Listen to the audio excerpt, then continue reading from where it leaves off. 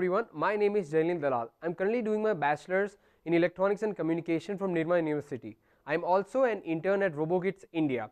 Well, all of us are always interested in robotics. We want to control robots, we want to make robots, and we want to make innovative applications using robotics.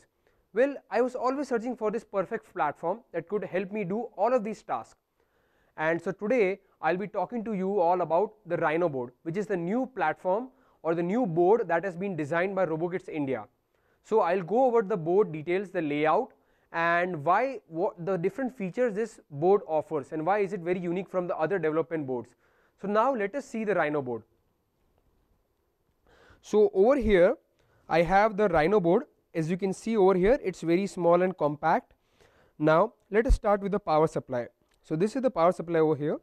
So this is where you supply the power, in other words, and as you can see, you can supply from 6 to 25 volt DC. Then you also have a power on and off switch.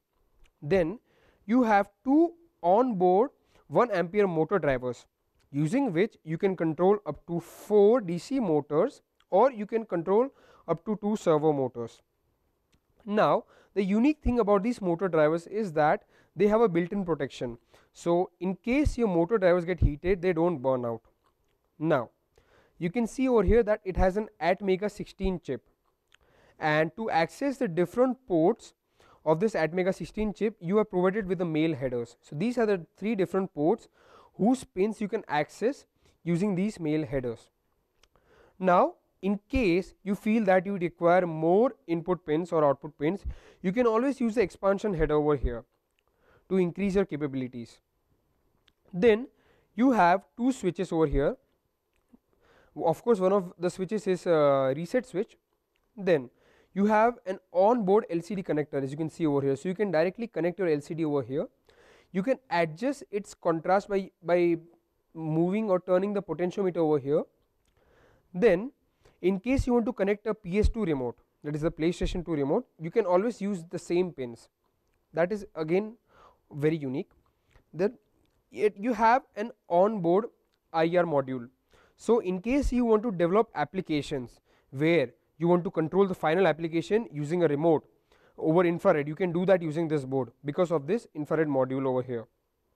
Now regarding programming, well, usually in most of the boards that I have seen, you require an additional programmer, but no, that is not the case with the Rhino board.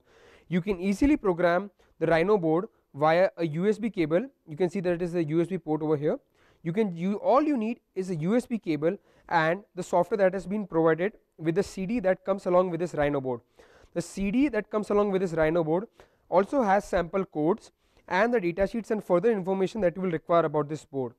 So as you can see that this board is a very unique board, and I would definitely recommend it to all the hobbyists and beginners in robotics, also advanced people. So once again I would like to thank you all for watching this tutorial that was on getting acquainted with the Rhino board. This was just the first tutorial. I will also be coming up with further tutorials that will focus on how to program the Rhino board. Now we also have our website, that is www.robokits.co.in, and we sell a wide variety of products ranging from motors to microcontrollers to full-fledged robots, and we deliver anywhere.